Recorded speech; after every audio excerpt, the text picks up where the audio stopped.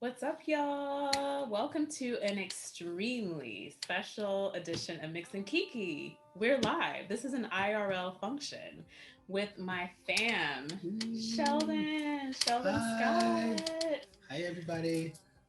What's up, Sheldon? Oh, where do we start? Yeah, a lot is up. I've been,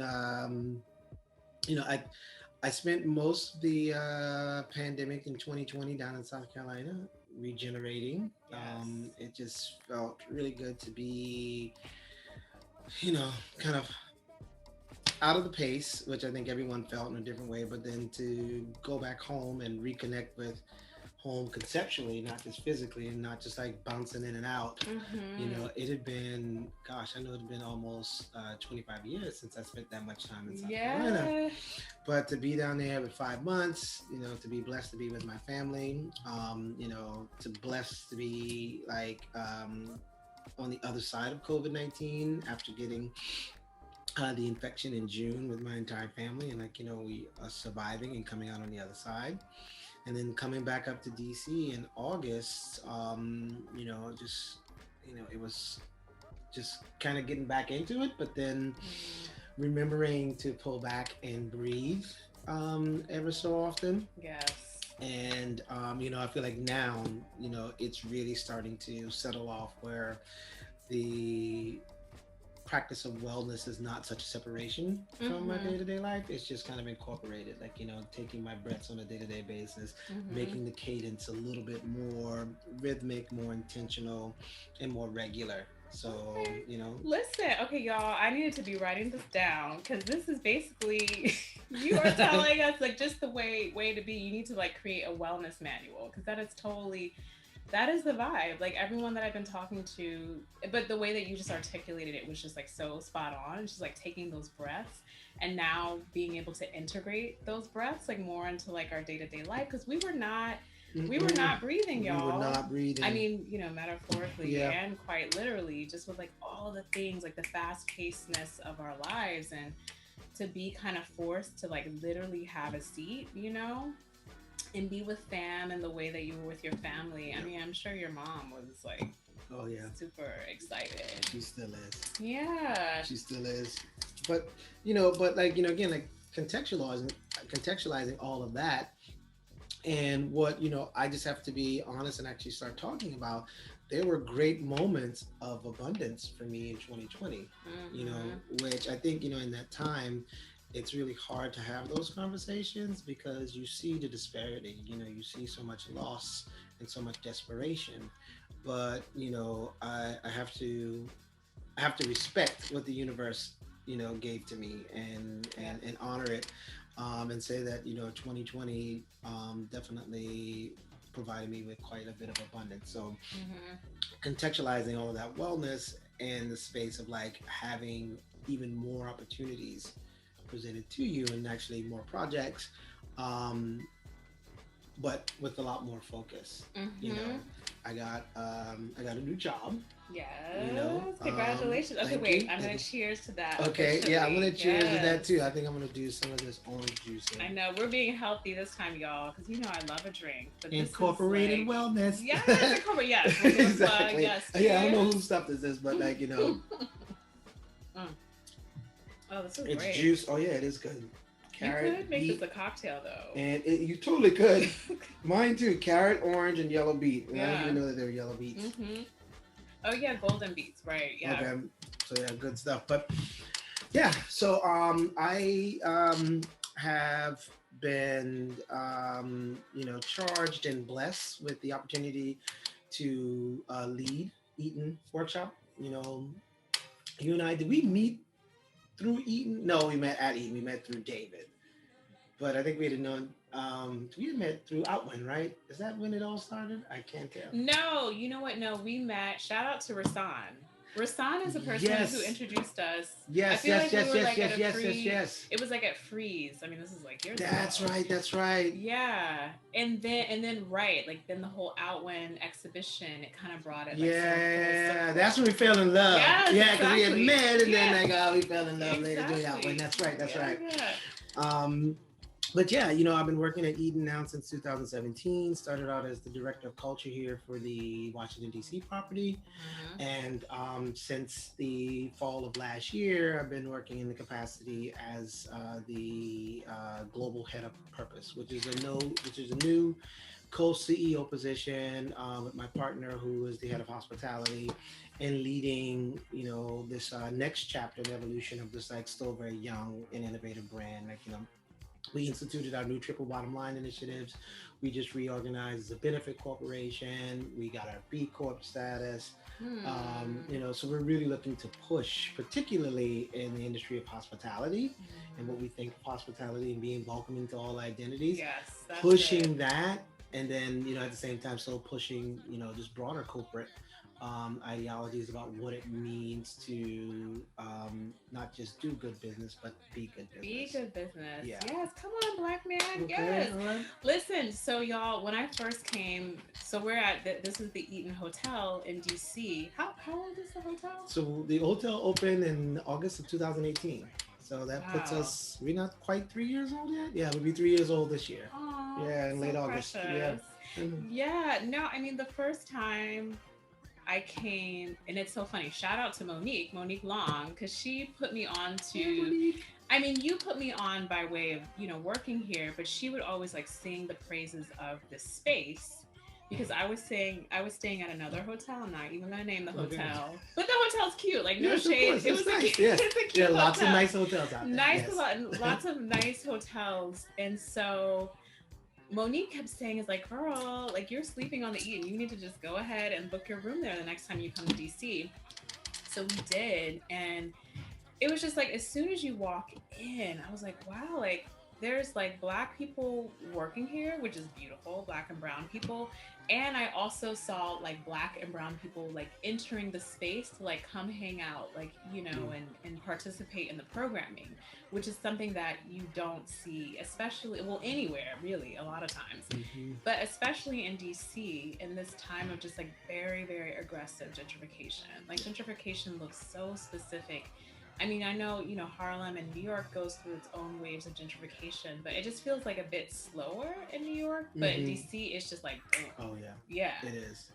Because the market here is just like so volatile, and it's very stable. But there's just a lot of money in DC, and it's Hmm. just a constant. Even as other economies go through different waves, it's like the U.S. government never stops paying itself. Like if you look Hmm. at that COVID, like like these times, like all of these government employees, they Hmm. never got salary reductions. None of Right. them were laid off. Yeah. Yeah. Yeah. And these people are just sitting here, just like Mhm. stacking dough, and and that's also like the secondary economies, like anything related to government and defense, and we just know that the structure of this country will never stop paying itself, Mhm. and and I think that does make for a very volatile situation when it comes to gentrification and displacement in a Mhm. historically black city like this. Yeah.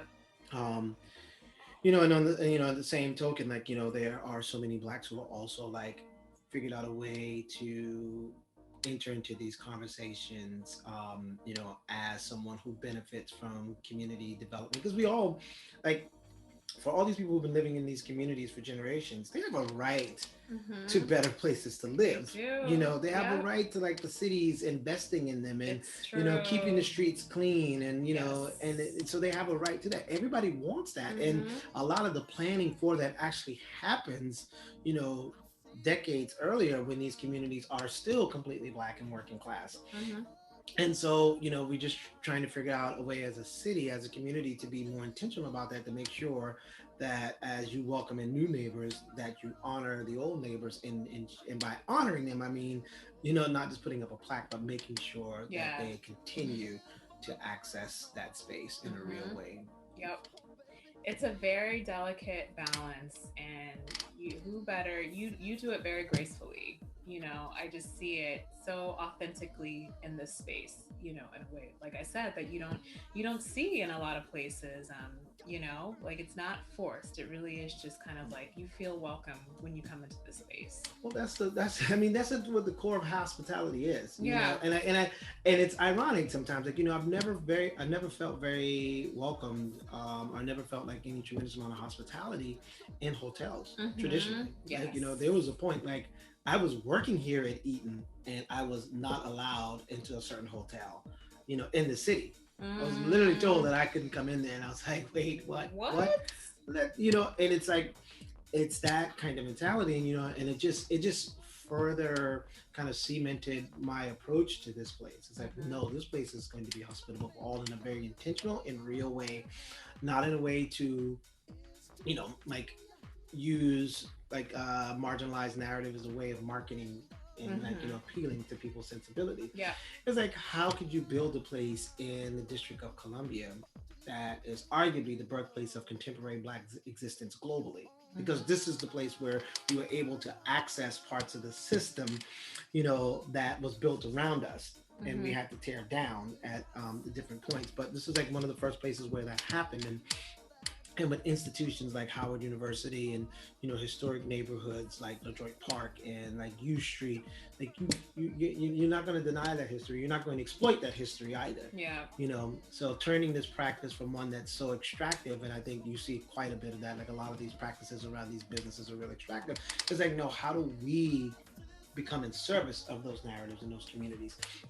And that's why this place is Black centered, you know, Mm-hmm. because that's the reality of this place.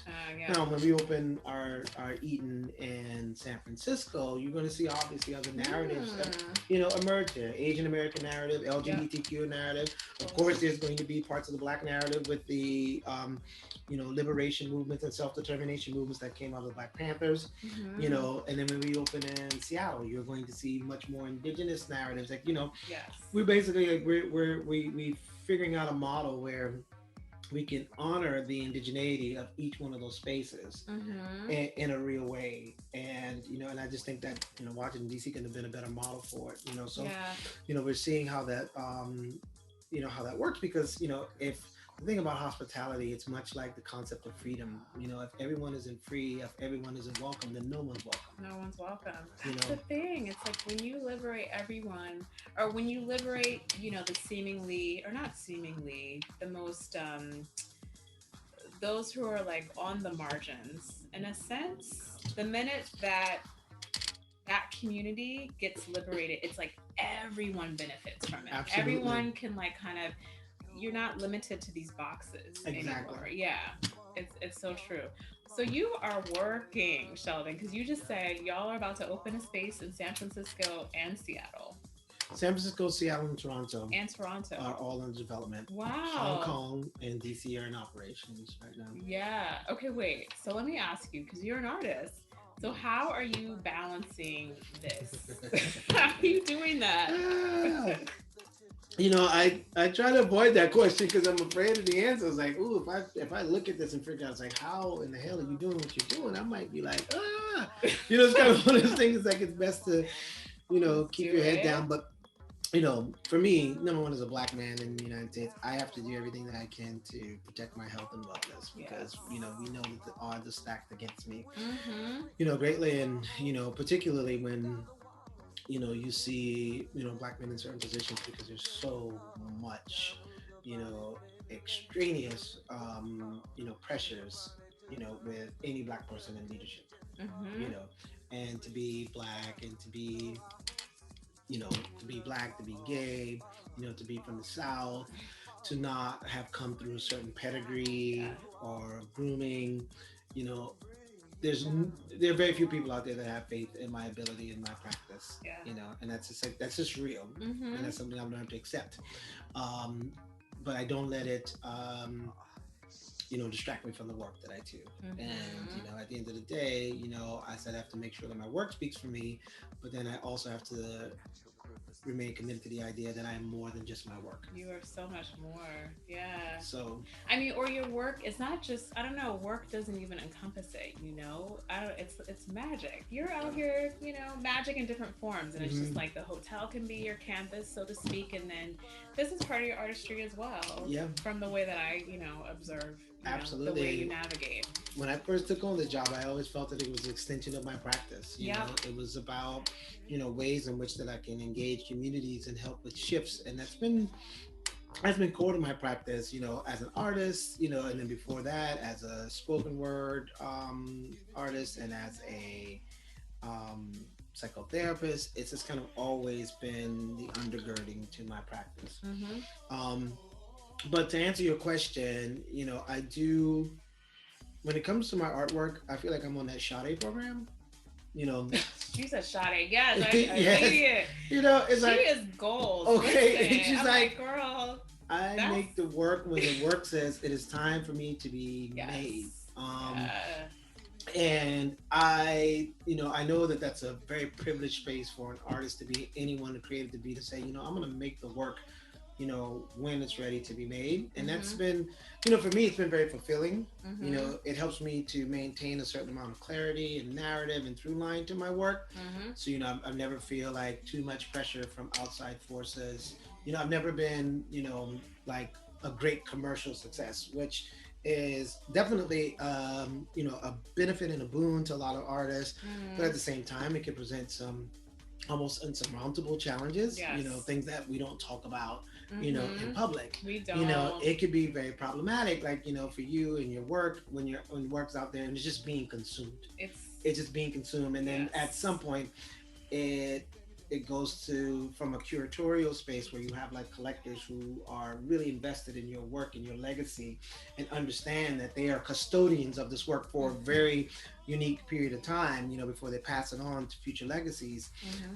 Going from that to a space of commodification where people are talking about, like trading your work and sending your work to Mm-hmm. auction and doing things like that.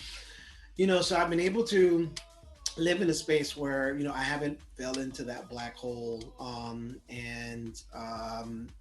I think for me, it's just like having a pacing and a cadence that I feel works well with me, because when you put work out there, when you put so much of yourself into the work and then you put yourself out there, it brings about great vulnerabilities. There are physical vulnerabilities, Mm-hmm. especially with someone with a practice like mine that's based in performance and in film work. I use my body as my primary canvas. Yeah. Um, but then there's also the mental vulnerabilities and the cost and the liabilities that come up with that, which, if I'm counting my blessings during COVID, I don't think that after the series of performances I had done in the National Portrait Gallery as a part of the Outlet, having 5 months of respite after that Mm-hmm. was way more needed than I thought, Yeah. because there was so much psychological and mental work that I had just not prepared myself for with doing that work. Mm-hmm. So, definitely thankful for that. But I'm very happy that that work is still out there. I just opened a solo show for that same work for the film at the Yes. Ogden Museum of Southern Art in New Orleans. Congratulations. Thank you. And looking forward. Outland's still traveling, Yeah, I know. so Yeah. like, Yes. we're all over the place. And then you know I'm looking forward to starting to do more work around Black leisure. The Mm-hmm. very intentional, Yes. spaces where Black bodies are at a intentional and whimsical rest. Whimsical. I It, love that word. Shout out to Derek. Derek okay, Adams and Leisure. Listen, all we need okay, all the Black leisure and all the like yes. intention behind it just put out there. Because if we can be hyper contemporary and talk about like what happened yesterday, Yeah.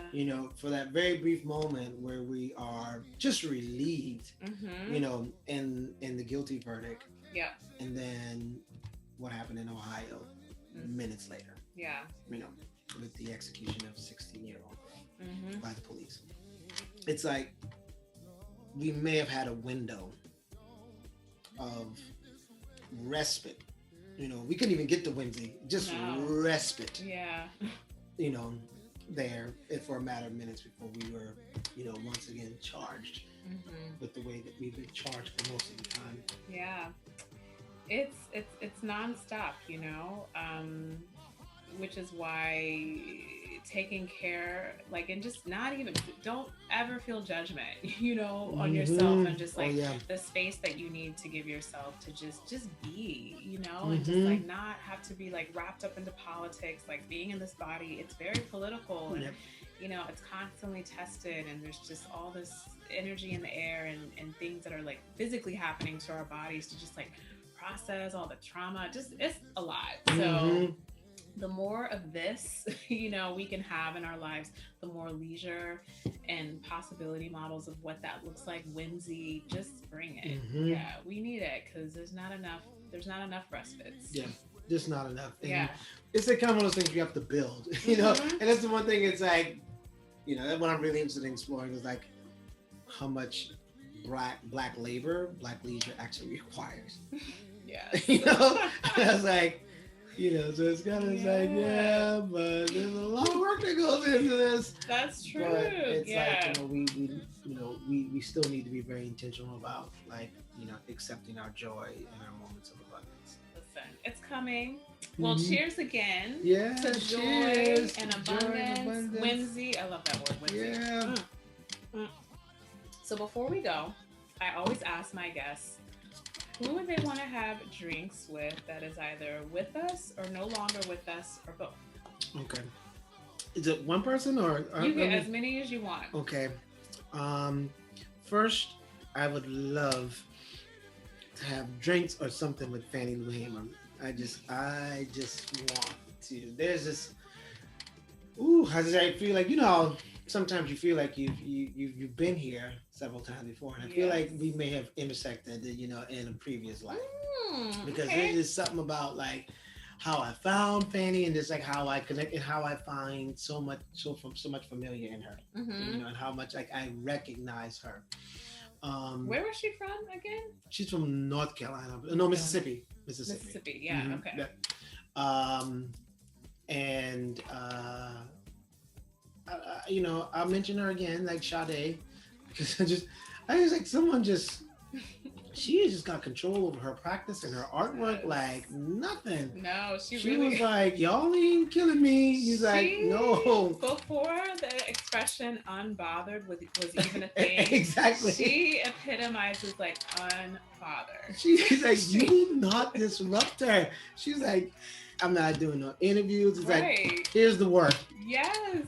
Listen, Listen. like if leave me alone. or don't listen. It's like, stay out of my business. All Let me be a person Yeah. while doing this. So I really appreciate that practice. And I don't know, I would love to have dinners, drinks with every black artist out there right now. Yeah. It's like all throughout the diaspora. I know that's Mhm. there's a lot of people. No. Yeah. But I would love to just like be in communities, like y'all just sit down and just be like, what the fuck? Yeah. Yeah. Because it feels like a lot of the figuring out is, the onus to that, those burdens are ours as artists, Mm-hmm. to take these things that are so massive and so conceptual and put them in ways that they become palatable and processable, Mm-hmm. so people can actually think about all four corners of racism. Yeah. Like, the way that we're moving right now, like, the fact that, terminology like white supremacy is like so much in the vernacular right now. Mhm. You couldn't imagine so many people, Never. talking about white supremacy, maybe 2-3 years ago. Yeah. You just couldn't imagine it being that concept. But like, in order for us to take those things and pull them down, there has to be some kind of port or some point of access. And I feel like those things are best created and guarded by artists Mhm. who can take these conceptual things and these big things and bring them down a little bit. Yeah. And, in a way that then, academics and other, culturalists can actually take them and push Mm-hmm. them even further and involve those concepts till we Yep. get to the point where we can actually talk about it enough to actually change. Mm-hmm. You know, Yeah. 'cause- It brings it down to like a feeling, yeah, yeah, it's beyond the academia. It's just like yeah. it brings like this awareness That's what I that tell people, like taking those concepts like out of the tower and bringing them into the valley. yeah, oh yeah. What That's is a that good process? expression. What is Yeah. that process? Like, because like at the valley, everybody's there, Mm-hmm. and then everyone realizes they're part of it. Because if we don't get to a comprehensive space where white people are understanding better than anyone else their roles and responsibilities and working, so Mm-hmm. um, you know, as anti-racist, until that happens, it's like nothing we can lay on them, prescribe them, Mm-hmm. expose them to will change that. And No. they have to come to understand that. And they have to understand that that system of accountability is Mm-hmm. real. And then that's when we start to shift major systems. Right. It's coming, it's Yeah. just little, little, Yep. little, little Yep. baby step by Yep. little baby step. Yeah. Yeah. So I would have drinks. I don't know why she Yep. came into my mind early this morning. I guess because I was thinking, it's like, you know what? I'm gonna meet with Sheldon. He's gonna have some good people that he wants to have drinks with. So let me step it up. I'm like, Okay. let me think of Okay. who I'm gonna have a drink with. And had Shetsput just came up in my head. Oh wow. Just because I would want to know all the secrets of Okay. All ancient right. Egypt. And also like how does she even think to become a pharaoh? Like that Okay. whole thinking of Mm-hmm. like that fluidity, and I mean, we know fluidity, it didn't just happen. That's always been Exactly. in existence, but just to really just be just so ballsy about it and Mm-hmm. just so like, okay, no, I'm a pharaoh, I'm a king. Like that's just major to me. Just I'm stepping into this. Yes. Yeah, yeah, Yeah. yeah. Stepping into this role, and there's still like living monuments that like Mm-hmm. show capture her in that role. So yes, that's what I'll That's have a drink powerful. with. That's beautiful. Yeah. Yes, I bet you the drinks probably good back I then know. too. I I was bet you trying the to think. I was like, spirits what would we have for a were drink? probably like Cobra Venom, I know a splash of lemon. exactly It's like, with some like is it? gold mixed I know that's what in. goes like. Damn, you take one sip and in the pie out. He's Yeah, like, I'm exactly. a pharaoh too. Exactly. It's true. It's like, cause I know the shit back then must have been good. Cause Lit. damn, I know the drugs was good back then. You should ask me who I want to do drugs with. Right? You know? I was like, you were It's like, crazy, Sheldon. he's like, Mom, okay, listen, because I know my mom's gonna be. oh, sorry, mom. Listen, I'm Yeah. not doing nobody's drugs, but I hear you. No, it's like you'll be into a whole new dimension. Exactly. Like what happened to Sheldon? It's like he's in another dimension. Exactly. Now. Yeah. He's like, I have evolved. Yes. It's like, what that means? It's like, I don't know. I think he got wings. Yes, you probably will have wings. Yeah, and just immediately just proud. I love it. Oh, well, I love you so much, Awesome. Sheldon. Love you so much. Thank Love you. you so much, April. Thank you so much for having me. Thank you all for listening. Yay. I hope to see you all and be in community with you all soon. Very soon. Very, very right. soon and safely. Yes. Yep. Love y'all. Bye. Bye.